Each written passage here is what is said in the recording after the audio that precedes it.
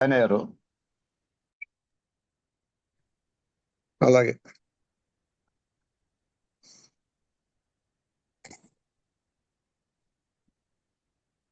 ఇంకా ఏమైనా ప్రశ్న ఉంటే అడగండి.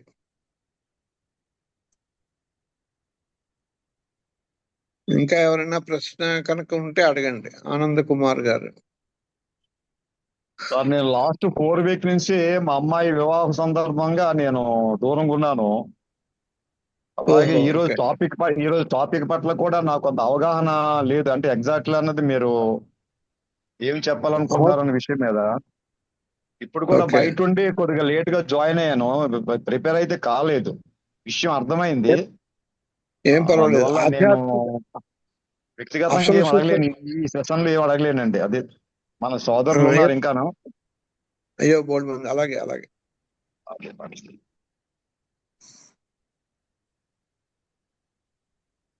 అయ్యో అడుగుదాం అనుకునే వాళ్ళు చాలా మంది ఉన్నారు. అడగమనండి వాళ్ళకి స్పేస్ ఇచ్చేస్తే వాళ్ళే మాట్లాడతారు.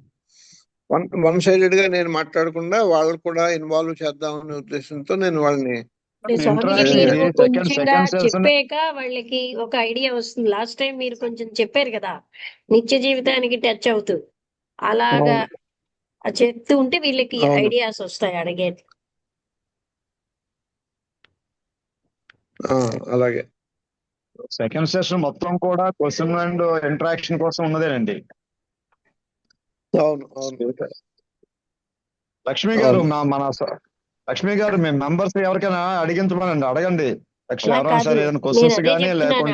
మొదటి నుంచే అడగమంటే కొంచెంగా వాళ్ళ లైఫ్ కి టచ్ అవుతూ ఉన్న పాయింట్స్ నుంచి వాళ్ళకి ఐడియాస్ వస్తాయి అన్నమాట, ఏం అడగాలి అని. లాస్ట్ టైం వివేక వైరాగ్యాలు మీరు చాలా లైఫ్ కి టచింగ్ గా చెప్పారు. అంటే వైరాగ్యమును అది ఏ విధంగా జీవించాలి అన్నది. అప్పుడు ఆటోమేటిక్ గా క్వశ్చన్స్ వస్తూ ఉంటాయి. అవును. స్వామీజీ మీరు మరలా కొంత సబ్జెక్ట్ చెప్పమంటున్నారా మీరు? చెప్తే గ్యాప్ అంటే వాళ్ళకి అడిగడానికి ప్యాటర్న్ వస్తుంది అనమాట.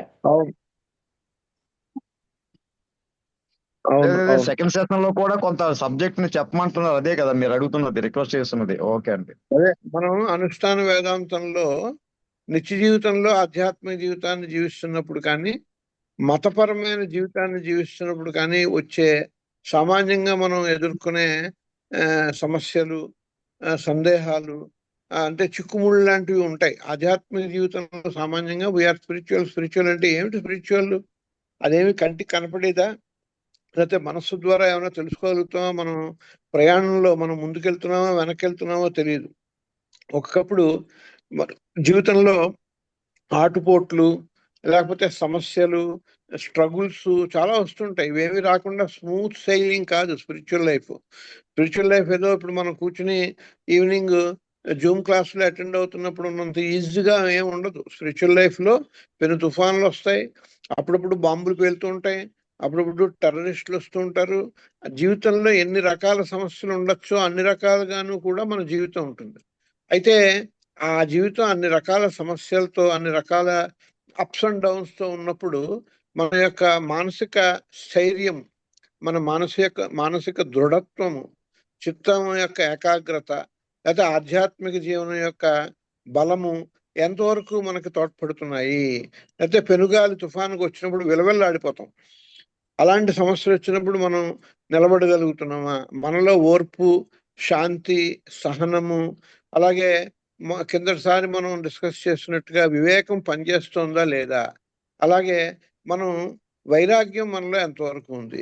వైరాగ్యం ఏ రకంగా ఉంది? కేవలం వైరాగ్యం అంటే బాహ్యమైనటువంటి ఒక ఆశ్రమ స్వీకారము, లేకపోతే బాహ్యంగా ఒక రూమ్ సర్దుకోవడం, రూమ్ తయారు చేసుకోవడం స్పిరిచువల్ గాను అంతటితో సరిపోతుందా?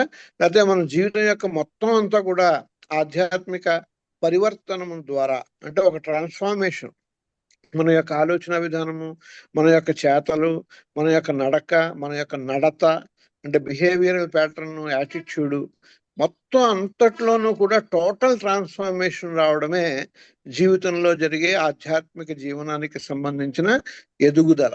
అంతే తప్ప ఆధ్యాత్మిక జీవితంలో ఎదుగుదల అంటే సీనియారిటీ కానీ, నేను 30 సంవత్సరాలుగా పలానా దాంట్లో మెంబర్షిప్ ద్వారా కానీ, లేకపోతే పదవి యొక్క అలంకారం ద్వారా కానీ, లేకపోతే నేను చాలా సీనియర్ అని చెప్పుకోవడం ద్వారా కానీ అవ్వదు.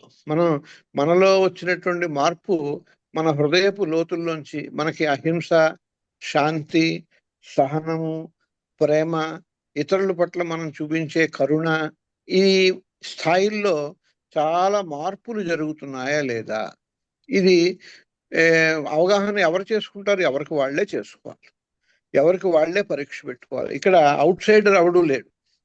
ఎందువలన సబ్జెక్టు నేనే, ఆబ్జెక్ట్ కూడా నేనే. ఆబ్జెక్ట్ అంటే నేను, నా మనస్సు, నా ఇంద్రియాలు, నా బుద్ధి, నా యొక్క ఎమోషన్స్, నా యొక్క అవగాహన. అందువలన నాతో నేను జీవించే, లేకపోతే నాతో నేను ప్రయాణం చేసే విషయంలో నాకు శత్రువు నా మనస్సే, నా మిత్రుడు కూడా మనస్సే. అందువలన దాన్ని నేను సరిగ్గా ట్యూన్ చేసుకున్నానా లేదా, దాన్ని నేను సరిగ్గా ట్రైన్ చేసుకున్నా లేదా, అవసరమైన చోట్ల మొహమాటం లేకుండా దాన్ని సవరణలు చేసుకున్నా లేదా. అంటే చూసారా, మొక్కని ప్రూన్ చేస్తారు. గార్డెన్లో మొక్కను ఏ విధంగా అయితే ప్రూన్ చేస్తారు, అనవసరమైనవి కట్ చేసి అవసరమైన చోట ఎదుగుదలకు కావాల్సిన అవకాశాన్ని ఇస్తారు. అలాగే నా యొక్క వ్యక్తిత్వంలో ఎక్కడైనా ప్రూన్ చేసుకుంటున్నాను లేదా, ఎక్కడైనా దోషాలు ఉంటే దాన్ని సవరించుకుంటున్నాను లేదా, తప్పును తప్పుగా మొహమాటం లేకుండా ఒప్పుకుంటున్నానా లేదా, ఇతరుల వ్యక్తుల పట్ల రాగద్వేషాలు లెవెల్స్లో, నేను ప్రదర్శించే లెవెల్స్లో మార్పులు వస్తున్నాయా లేదా, నాలో అసహనం కానీ, అసూయ కానీ, రాగం కానీ వాటి యొక్క తీవ్రత తగ్గిందా లేదా.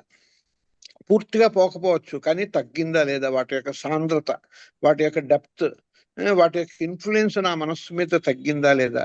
ఇవన్నిటినీ కూడా నిరంతరము శోధన చేసుకోవాలి. నిజానికి ఆధ్యాత్మిక జీవితం అంటే శోధనే. అందుకని చూసారా, భగవద్గీతలో 2వ అధ్యాయంలోనే అర్జునుడికి కృష్ణుడు చెప్పవలసిన భగవద్గీత సందేశం పూర్తయిపోయింది. కానీ 3వ అధ్యాయంలోంచి ప్రాక్టికల్గా జీవితాన్ని జీవిస్తున్నప్పుడు ఒక మనిషి ఎదుర్కొనే సవాళ్ళన్నీ కూడా ఒకదాని తర్వాత ఒకటి నెమ్మదిగా అర్జునుడు అడుగుతాడు. అర్జునుడికే అన్ని రకాల సందేహాలు వచ్చాయి అంటే మనందరికీ కూడా డెఫినెట్గా వస్తాయి. ఎందుకంటే అర్జునుడు మామూలు వాడు కాదు, విజయుడు. అతనికే అన్ని సందేహాలు వచ్చాయి. ఎందుకు వచ్చాయి అన్ని సందేహాలు?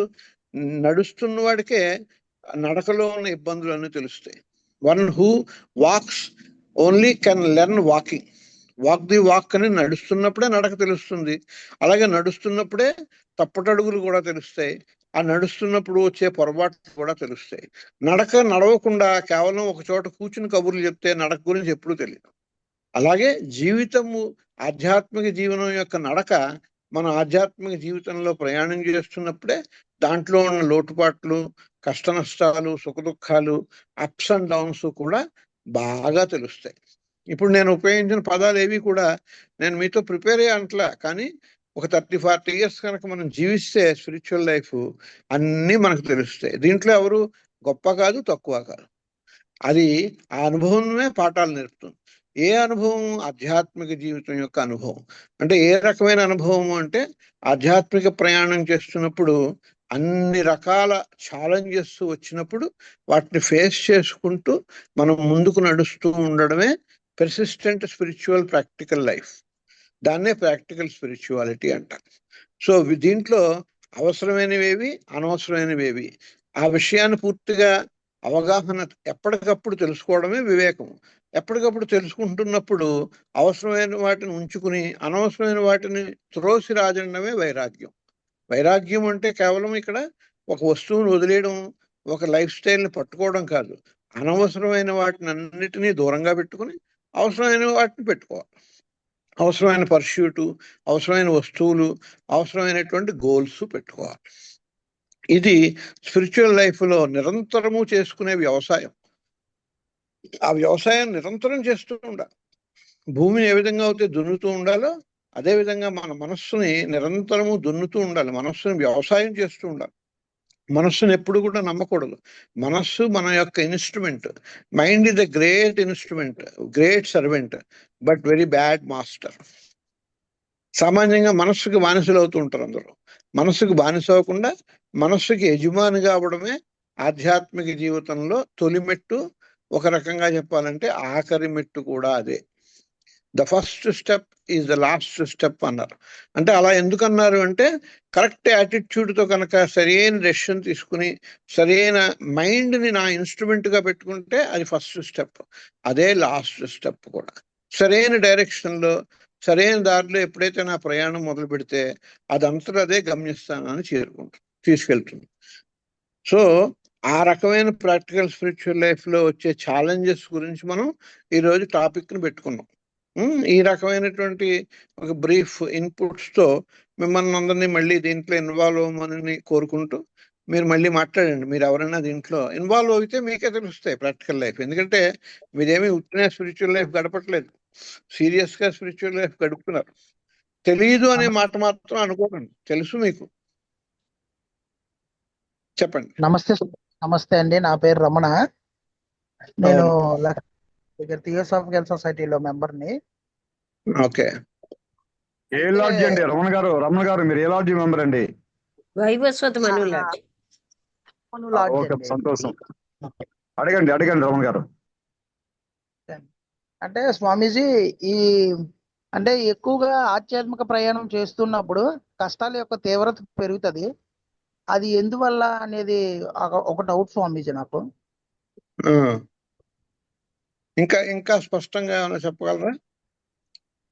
అంటే ఎలా అంటే మామూలు లైఫ్ కి ఆ ఉన్న లైఫ్ కి కంపారిజన్ లో జరుగుతున్నప్పుడు చూసుకుంటే ఆ ఆధ్యాత్మిక ప్రయాణం చేస్తూ ఉన్నప్పుడు అనేక రకాలైన పాయింట్ ఆఫ్ వ్యూలో ఇబ్బందిగా అనిపించే సిచ్యువేషన్స్ అన్ని ఎదురవుతున్నాయి.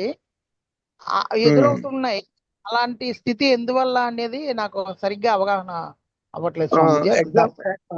వెరీ గుడ్, చాలా మంచిది. ప్రాక్టికల్ గా ఏమైనా చెప్పగలరా? ప్రాక్టికల్ ఉదాహరణగా ఏమైనా చెప్పగలుగుతారా?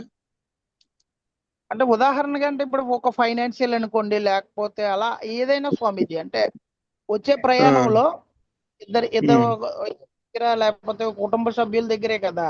ఇప్పుడు ఆధ్యాత్మిక అనే దాన్ని మొదలు పెట్టేటప్పుడు ఫస్ట్ ఇబ్బంది కలిగేది ఇంట్లో నుంచే ప్రారంభం అవుతుందని నా ఉద్దేశం. అంటే నాకు జరిగేది సిచ్యువేషన్ అలా. వాళ్ళ కోరికలు కానీ అలాంటి వాటిని తట్టుకోవడానికి అంటే ఈ ప్రాక్టికల్ లైఫ్ ఏదైతే ఉందో దాని కోసం స్వామీజీ. ఓకే, నాకు అర్థమైంది. నేను కూడా కొన్ని ఇన్పుట్స్ ఇస్తాను మీకు. మంచి ప్రశ్న, చాలా అవసరమైన ప్రశ్న కూడా సాధకులకి. సామాన్యంగా ఆధ్యాత్మిక జీవితం ప్రారంభ దశలో సపోజ్ ఒక థియోసాఫికల్ సొసైటీలో మెంబర్గా జాయిన్ అవ్వడం, లేకపోతే సమ్ XYZ అసోసియేషన్లో, ఇన్స్టిట్యూషన్లో, లేకపోతే ఆశ్రమంలో జాయిన్ అయ్యి స్పిరిచువల్ లైఫ్ గడుపుతున్నాను అంటే సామాన్యంగా అంటే పెరిఫరల్ లెవెల్లోంచి లోతుల్లోకి వెళ్తాను ఆ సమస్యని.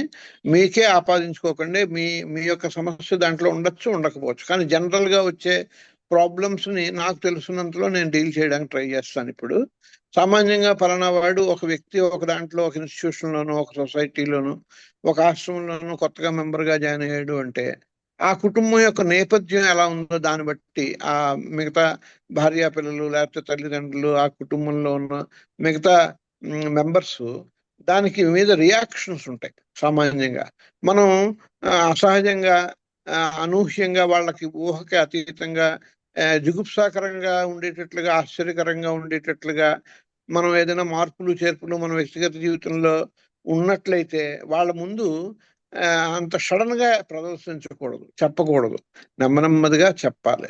అలాగే వాళ్ళకి మనం ఇంటరాక్ట్ అవుతున్నప్పుడు నేను పలానా దాంట్లో జాయిన్ అయ్యాను అని చెప్పినప్పుడు అనౌన్స్మెంట్ చేసేటప్పుడు అత్యంత సంభ్రమాశ్చర్యాలతో కూడుకున్న సోషల్, ఫైనాన్షియల్, స్పిరిచువల్ మ్యాటర్స్ ఎక్కువ బాహాటంగా చెప్పకూడదు. చెప్పడం వలన ఫియర్ కాంప్లెక్స్, ఇన్సెక్యూరిటీస్ కొన్ని ఉంటాయి కుటుంబంలో మిగతా మెంబర్స్. అంటే అది వాళ్ళ మెచ్యూరిటీ మీద, ఇమ్మెచ్యూరిటీ మీద కూడా ఆధారపడుతుంది. ఒకప్పుడు ఏదైతే సహాయకంగా ఉంటుందో అదే ఆపోజిట్గా కూడా ఉంటుంది. సడన్గా నిన్నటి వరకు బాగానే ఉన్నారు, అందరిలాగే మామూలు జీవితాన్ని జీవిస్తున్నారు, వీకెండ్స్కి పార్టీలకు వెళ్తున్నారు, సినిమాలకు వెళ్తున్నారు, షికార్లకు వెళ్తున్నారు, ఇవేమీ మానేసి ఇప్పుడు సడన్గా థియోసాఫికల్లో మెంబర్ అయిపోయేదో సత్సంగం అంటారు, ఏదో మీటింగ్ అంటారు, ఏదో మెడిటేషన్ అంటారు, ప్రేయర్ అంటారు. అంటే ఆ కుటుంబం యొక్క నేపథ్యంలో దాన్ని వెంటనే రిసీవ్ చేసుకోవచ్చు, చేసుకోకపోవచ్చు. కారణం అంటే వాళ్ళకు ఉన్న మెచ్యూరిటీ మీద ఆధారపడుతుంది ఒకటి. రెండోది, అర్థం చేసుకున్నా కూడా అన్నోన్ ఫియర్ ఉంటుంది కొంత. ఎందుకంటే స్పిరిచువల్ లైఫ్ అనేది అన్నోనే కదండి. స్పిరిచువల్ లైఫ్ అనేది నోన్ కాదు కదా. Are you getting me? మీరు అర్థం చేసుకుంటున్నారు కదా నన్ను. నోన్ అయితే ఆ స్పిరిచువల్ లైఫ్ కాదు, గుర్తుంచుకోండి. అదే నోన్ కాదు, అన్నోన్. అంటే అన్నోన్ అంటే అనంతమైనటువంటి ఓపెన్ మైండ్ అవుతుంది, ఎక్స్పాండ్ అవుతుంటుంది. అన్నోన్ కాబట్టి ఇన్సెక్యూరిటీ, అన్నోన్ సంబంధించినటువంటి ఫియర్ కాంప్లెక్సెస్ ఉంటాయి. మనకే ఉంటాయి, వాళ్ళకి కూడా ఉంటాయి. అందులో సామాన్యంగా సమస్యలు ఎందుకు ఎక్కువ అవుతాయి అన్నట్టుగా అనిపిస్తుంటే, ఏదైనా కొత్త రకమైన మార్గంలోకి ప్రయాణిస్తున్నాడు ఒక వ్యక్తి అంటే రెసిస్టెన్స్ వస్తుందండి. మనకే రెసిస్టెన్స్ వస్తుంది. సహజంగానే మన దగ్గర మనతో పాటు జీవితాన్ని జీవించడానికి వచ్చినటువంటి భార్యాపిల్లల్లో కాస్త రెసిస్టెన్స్, అవసరమైతే వ్యతిరేకత కూడా వస్తుంది. అది ఆ పర్టికులర్ మనిషి యొక్క వ్యక్తి మీద ఆధారపడి కూడా ఉంటుంది. అలాగే వాళ్ళకు ఉన్నటువంటి సోషల్ కల్చరల్ కండిషనింగ్ మీద కూడా ఆధారపడుతుంది. అందుకని మీరు తెలివిగా ఉండాలి, ప్రాక్టికల్గా ఉండాలి. అంటే నేను జనరల్గా చెప్తున్నాను, మీ గురించి పర్టికులర్గా చెప్పట్లేదు, జనరల్గా చెప్తున్నాను. తెలివిగా ఉండము అంటే వాళ్ళకి అన్నీ ఒకేసారి చెప్పేసి వాళ్ళకి సంభ్రమాశ్చర్యాలతో కూడుకున్న వండర్స్ చెప్పకూడదు. అభూత కల్పనలు టీవీలో వచ్చే, చూసారా, టీవీలో వచ్చే అస్ట్రాలజర్స్ లాగా అద్భుతాలు, వండర్స్ చెప్పకూడదు. చెప్తే ఎక్స్పెక్టేషన్స్ పెరుగుతాయి. ప్రాక్టికల్ స్పిరిచువల్ లైఫ్ ఎప్పుడూ కూడా వండర్స్ మీద, మహిమల మీద, అంధవిశ్వాసాల మీద ఆధారపడదు. ప్రాక్టికల్ స్పిరిచువల్ లైఫ్ చాలా గ్రౌండ్ రియాలిటీగా ఉంటుంది, ఒకంత డిసిప్లిన్గా ఉంటుంది, ఒకంత కష్టతరంగా కూడా ఉంటుంది. కారణం ఏంటి? అంతవరకు జీవిస్తున్న జీవితం ఒక ఇండిసిప్లిన్డ్ లైఫ్. ఇప్పుడు డిసిప్లిన్ అంటూ ఉంటుంది. పలానా టైంకి లేవడం, పలానా పనులు చేయడం, పలానా పనులు చేయకుండా ఉండడము, పలానా ఆహార విహారాదులతో ఉండడం, ప్రాణాయామం చేయడం, సిస్టమేటిక్గా ప్రేయర్ చేయడము, ఒక సత్వగుణంతో కలిగినటువంటి వ్యక్తుల యొక్క మైత్రీ భావం వీళ్ళందరితో ఉంటుంది. అలాంటి మిత్రులు వచ్చిపోవటం ఉండడం కొత్తగా ఉంటుంది ఆ కుటుంబానికి. కొత్తగా ఉండడం వలన పాపులర్ సోషల్ లైఫ్లో ఉండే విధానాలు ఉండవు. ఏ సంస్థకి సంబంధించిన ఫాలోయర్ అయినా మీరు, ఇవి పాపులర్ కావు. జనరల్ పద్ధతులన్నీ ఎలా ఉంటాయి? పొద్దునేసరికి కొన్ని పనులు చేస్తారు, 7ంటికి లేస్తారు, వాళ్ళు ఇష్టం వచ్చినట్టు లేస్తారు, ఇష్టం వచ్చినట్టు వెళ్తారు ఆఫీస్కి. అన్నీ కూడా నెసెసిటీ మీద వెళ్తారు. సాయంత్రం అయ్యేసరికి ఏదో వాళ్ళు ఇష్టం వచ్చిన టీవీ ఛానల్లో, యూట్యూబ్, సెల్ ఫోన్ పట్టుకుని కాలక్షేపం చేస్తారు, గాసిప్లో ఉంటారు. అవేమీ కాకుండా వీడు చాలా మార్పు చెందాడే, మార్పులు వచ్చేసే, కొన్ని ఆహార విహారాలు కొన్ని మార్పులు వచ్చేసే, కొన్ని అనవసరమైన మాటలు మాట్లాడట్లేదు, శాంతిగా ఉంటున్నాడు. సో వాళ్ళు వెంటనే దాన్ని ఎసిమ్యులేట్ చేసుకోలేరు, యాక్సెప్ట్ చేయలేరు. అందుకని రెసిస్టెన్స్ వస్తుంది.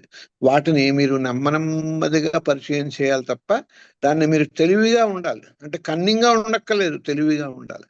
అలాగే ఏ విశేషమైన ఆ హ్యాబిట్ అయినా సరే ఇంపోజ్ చేయకూడదు, నెమ్మదిగా చెప్పాలి.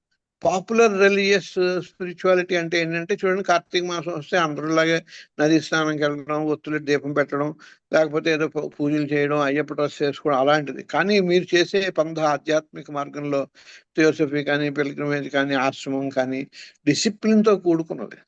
ఇక్కడ బాహ్యమైనటువంటి పటాటోపాలు ఉండవు, ఆంతరంగికమైన పటాటోపాలు ఉంటాయి. కాస్త డిసిప్లిన్ ఉంటుంది, కాస్త వేషాలు అవి తగ్గుతాయి, కాస్త గాసిప్పు తగ్గుతుంది. ప్రాక్టికల్ స్పిరిచువల్ లైఫ్లోకి వచ్చేసరికి ఫోకస్డ్గా మీరు ఉంటారు. అందువలన సామాన్యంగా రెసిస్టెన్స్ వస్తుంది. వాళ్ళు కనుక, కుటుంబ మిత్రులు కనుక కాస్త మెచ్యూర్డ్ పీపుల్ అవుతే మిమ్మల్ని అబ్జర్వేషన్లో పెట్టాలి. అలాగే మీరు కూడా వాళ్ళకి స్పేస్ ఇచ్చి నెమ్మదిగా కొత్త విషయాలని, కొత్త పద్ధతులని, కొత్త సూత్రాలని వాళ్ళకి చెప్పాలి తప్ప ఒక్కసారి వాళ్ళకి చెప్పడానికి ట్రై చేయకూడదు. ఒక్కసారి చెప్పడానికి ట్రై చేస్తే రెసిస్టెన్స్ వస్తుంది. ఏ విధంగా అయితే మీ శరీరానికి కొత్త టాబ్లెట్లు వేస్తే రెసిస్టెన్స్ వస్తుంది, సైడ్ రియాక్షన్స్ వస్తాయి. అలాగే ప్రాక్టికల్ స్పిరిచువల్ లైఫ్ అనేసరికి ఊహాగానాలు ఎక్కువ ఉంటాయి, వాస్తవాలు తక్కువ ఉంటాయి. వాస్తవికమైనదే తప్ప ఆధ్యాత్మిక జీవనము ఊహాపోకలకి అందేది కాదు. You got my points? మీరు నా మాటను విన్నారు కదా? స్వామీజీ బాగుంది, చాలా థ్యాంక్ యూ. యా స్వామీజీ, నేను ఆనంద్ కుమార్ అండి. ఆ విషయం చాలా చక్కగా చెప్పారు. ఇది ప్రతి కుటుంబంలో కూడా ఇందులో వ్యక్తి కొద్ది ఆధ్యాత్మికంగా ముందుకు సాగుతుంటే అదే స్థాయిలో మిగతా మెంబర్స్ రావడంలో కొంత ఇబ్బంది ఉంటదండి. మరి అడిగిన ప్రశ్న అది.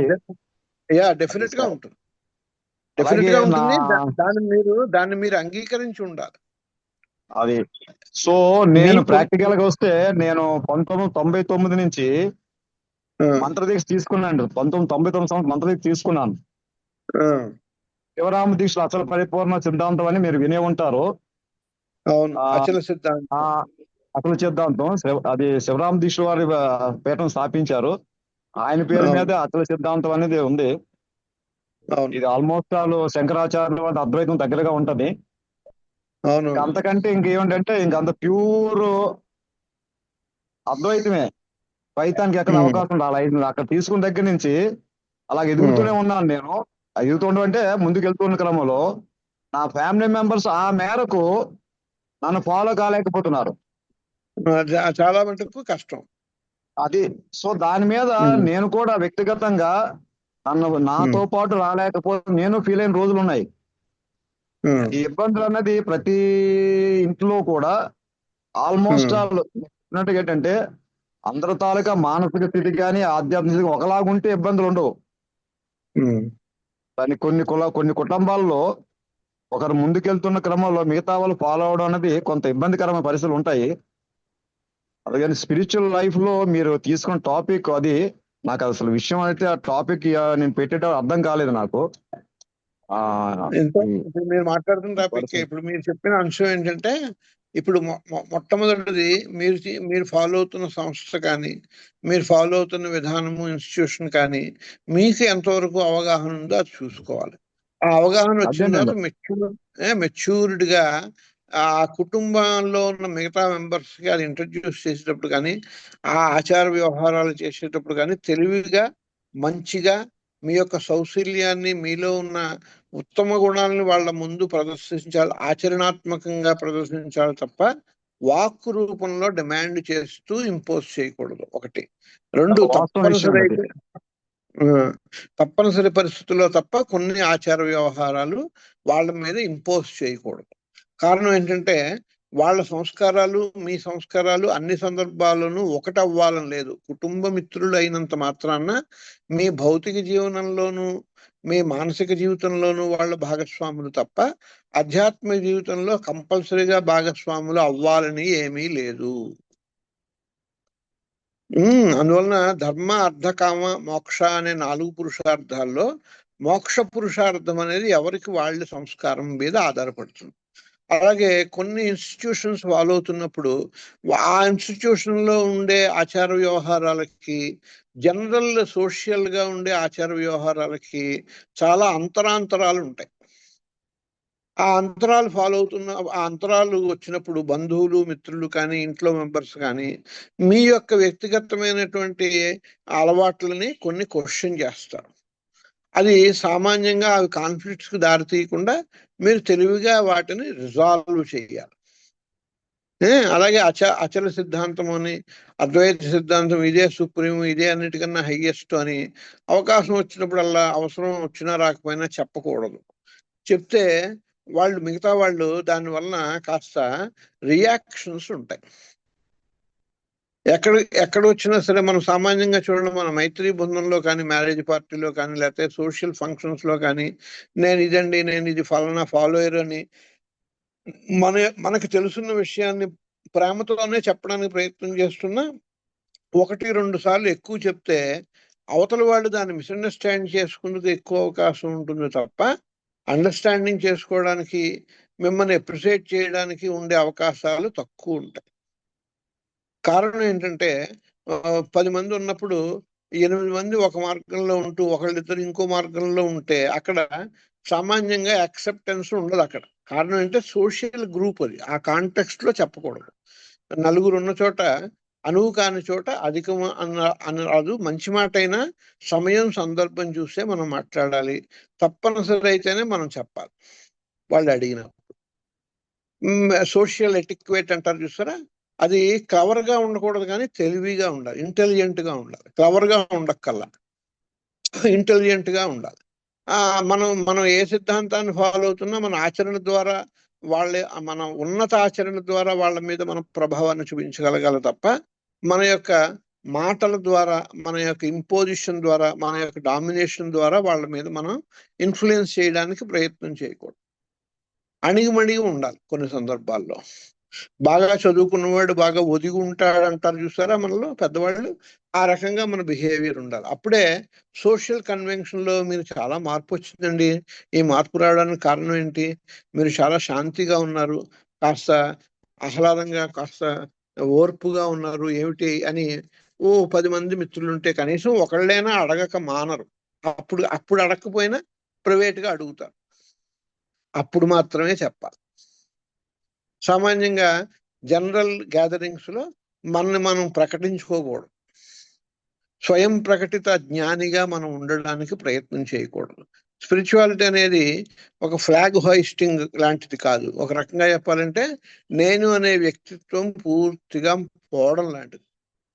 వ్యక్తిగా నాకు నేను లేను, మీరే నేను అన్నట్టుగా మనం సోషల్ బిహేవియర్ ఉండి అక్కడ ఎంతవరకు ఉండాలో మనం అంతవరకు ఉండి ఆ పని పూర్తి చేసేసుకుని వచ్చేయాలి. అలా అని చెప్పి వాళ్ళని వ్యతిరేకించక్కర్లేదు, వాళ్ళని తక్కువ చూడక్కర్లేదు.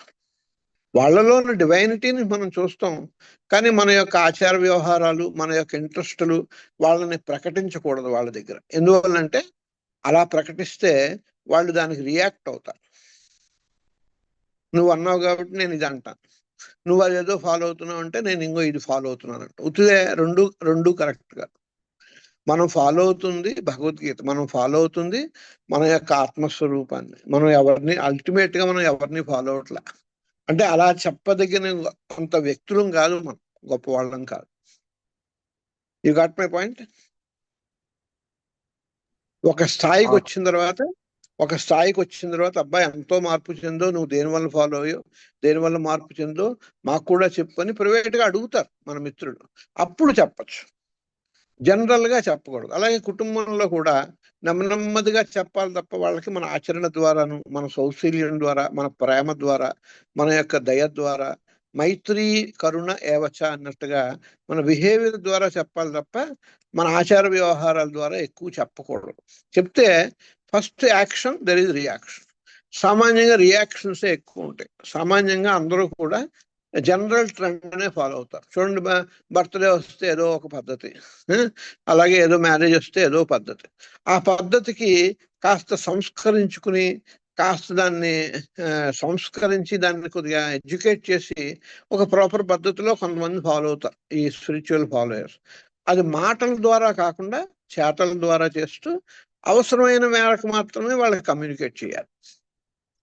అవసరమైన మేర కన్నా ఎక్కువ కమ్యూనికేట్ చేస్తే వాళ్ళని మనం కంట్రోల్ చేసేస్తున్నట్టుగాను, వాళ్ళని దబాయిస్తున్నట్టుగాను వాళ్ళు ఫీల్ అవుతారు. ఓకేనండి? చాలా బాగా వివరణ చేశారండి స్వామీజీ గారు. సో మరొక మాట నేను యాడ్ చేస్తున్నాను నా కోసము, అందరికి తెలియడం కోసం కూడానా.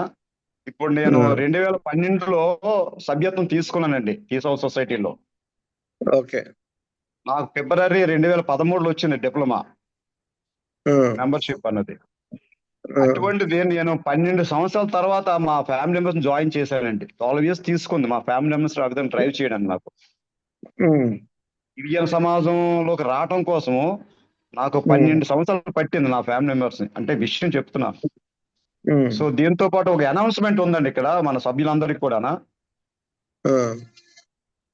నాకు 2 minutes అవకాశం ఇవ్వండి స్వామీజీ. అయ్యో, యు ఆర్ వెల్కమ్. అందరూ వింటున్నారు కదండి? లక్ష్మి గారు, చెప్పండి.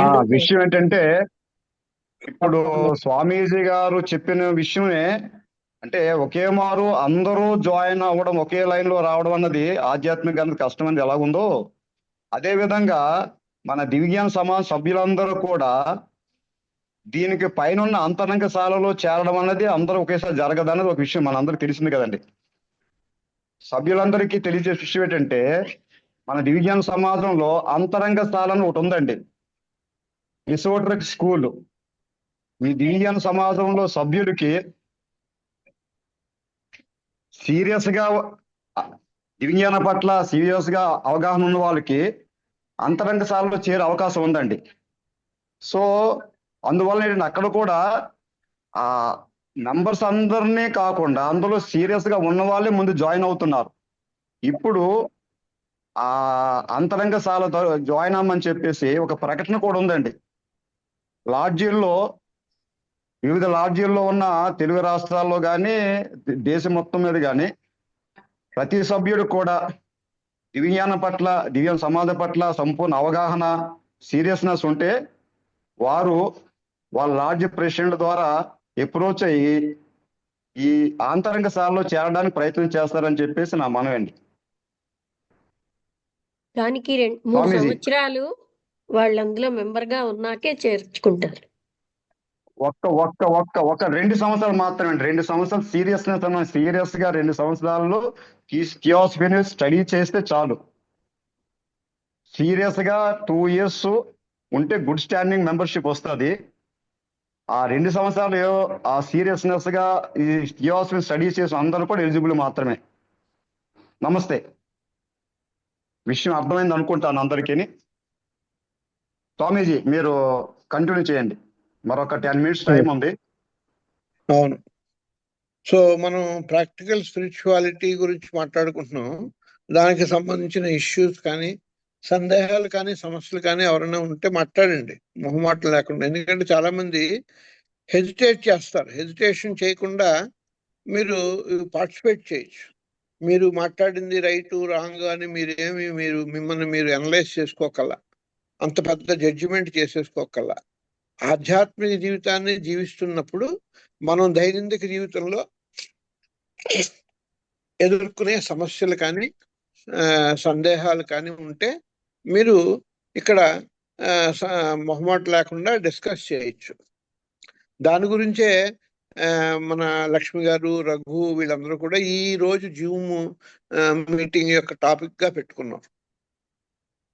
అందువలన మీరు దాన్ని డిస్కస్ చేయొచ్చు. నమస్తే స్వామీజీ. నేను ఫస్ట్ టైం ఇలాంటి ఒక మీటింగ్ అటెండ్ అవుతున్నాను. ఇంతవరకు నేను ఎప్పుడు అటెండ్ అవ్వలేదు.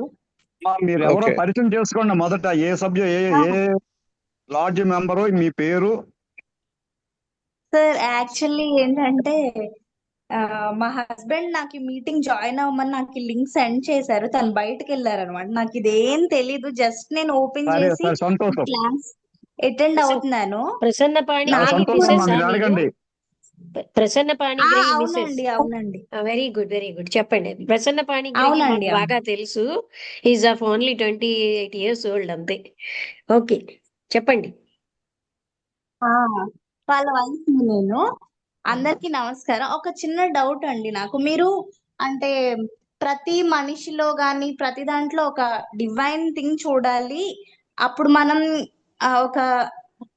అప్పుడు మనం బాగా అంటే ఒక మంచి డిసిప్లిన్ వేలో ఉండగలం అని చెప్పారు కదండి. అంతే కదా? అంటే ఇప్పుడు మనం కొన్నిసార్లు కొందరిని చూస్తే అలా అనిపిస్తుంది, మనం కంటిన్యూ అవుతాం. కొన్నిసార్లు మనకి కోపంగా ఉన్నప్పుడు, లేకపోతే వాళ్ళ రియాక్షన్ వల్ల మనకు కోపం వచ్చినప్పుడు కూడా మనం అలా ఎలా ఉండగలం అనేది చెప్తారా మీరు? నా క్వశ్చన్ ఏమైనా తప్పుంటే సారీ, నాకు తెలియక అడుగుతున్నాను. ఏం పర్లేదు. మీకు ఎంత వయసు ఇప్పుడు? నాకు 26. న్యూలీ మ్యారీడా? 4 years అవుతుంది. Very good, very good. నేను ఎందుకు అడిగానంటే ప్రాపర్ గా కావాలని అడిగాను, తప్పుగా అనుకోకండి. మంచిగానే అడిగాను, మంచి ఉద్దేశంతోనే అడిగాను. సామాన్యంగా జీవితాన్ని జీవిస్తున్నప్పుడు మనము ఎదరవాళ్ళలో మనకి కోపం రాకుండా వాళ్ళలో డివినిటీ చూడటానికి ప్రయత్నం చేయాలి. డివినిటీ చూడాలని అనేది కండిషన్ కాదు. డివినిటీని చూడడానికి ప్రయత్నం చేయాలి. ఆ ప్రయత్నం చేయడంలో భాగంగా మీరు మంచి పాయింట్ రైజ్ చేశారు. కోపం వస్తే అలాగా, కోపం వస్తే కోపం తెలిస్తే మీకు కోపం వచ్చిందనే విషయాన్ని తెలిసిన వెంటనే కోపాన్ని కంట్రోల్ చేసుకోవాలి. సామాన్యంగా కోపం వచ్చినప్పుడు కోపం ఉందనే విషయాన్ని కానీ, కోపం వచ్చిందనే విషయాన్ని కానీ యాక్సెప్ట్ చేయరు వాళ్ళు. నువ్వు కోపంగా ఉన్నావు అంటే వాడికి మరీ ఇంకా కోపం పొందుతారు. కోపం యొక్క లక్షణం ఏంటి చెప్పండి? మీరు కోపంగా మాట్లాడుతున్నారు స్వామీజీ నాతో అని అన్నారు అనుకోండి ఎవరైనా, నా కోపం ఎక్కడుంది, నువ్వే కోపంగా మాట్లాడుతున్నావు అని దబాయిస్తాం అన్నా మనం. అదే అది నిజమైన జరుగుతుంది. కోపం. అది నిజమైన కోపం. కానీ కోపాన్ని కోపంగా మనం కనుక యాక్సెప్ట్ చేస్తే సగం ప్రాబ్లం సాల్వ్ అయిపోయింది. మిగతా అవును. సగం ప్రాబ్లం సాల్వ్ అయింది.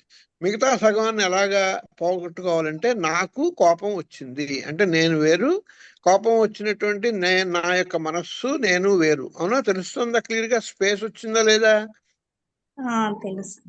వచ్చింది కదా. ఇప్పుడు నాకు చూడండి, ఇప్పుడు మీరు సపోజ్ మనం ఇద్దరం మాట్లాడుకుంటున్నాం, మాట్లాడిన వెంటనే స్వామీజీ మీరు కోపం వచ్చేసింది అన్నారు అనుకోండి. కోపం రాలేదని నేను ఇంకా కోపంతో మీతో మాట్లాడాను అనుకోండి. అంటే ఏంటనమాట, నాకు కోపం వచ్చిందనే విషయాన్ని యాక్సెప్ట్ చేయకుండా కోపాన్ని ఇంకా ప్రదర్శిస్తున్నా. అంటే ఏంటి, కోపానికి నేను బానిసయ్యాను.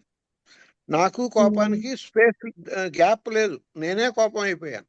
అవునా? అవునవును. రెండో స్టెప్ ఏంటంటే, నాకు కోపం వచ్చింది అనే విషయాన్ని ఒకసారి కానీ 5 నిమిషాల తర్వాత కానీ లేదా మొన్నాడు కానీ తెలుసుకున్నాను. అంటే కనీసం ఇంగిత జ్ఞానం పనిచేస్తుంది. నాకు కోపం వచ్చింది అంటే నేను వేరు, కోపం వచ్చింది అనే విషయం వేరు. అవునా? స్పేస్ ఉంది, నాకు కోపానికి కాస్త స్పేస్ ఉంది. అప్పుడు ఆ కోపాన్ని ఎలా పోగొట్టుకోవాలి అంటే, ప్రాక్టికల్ గా చెప్తున్నాను టిప్స్. నేను ఈ సందర్భంలో అనవసరంగా కోపం తెచ్చుకున్నానేమో అని పరిశీలించుకోవాలి. సామాన్యంగా ఇంద్రియాలకి మనస్సుకి ఉండే లక్షణం, అవలక్షణం, బ్యాడ్ లక్షణం ఏంటంటే, మనకి ఇష్టం లేని విషయం మీద కోపం పొందడం, ఎదరవాడి యొక్క పాయింట్ని కానీ ఒపీనియన్ కానీ యాక్సెప్ట్ చేయలేకపోవడం. అంటే దాన్ని ఏమంటాము అంటే అసహనం.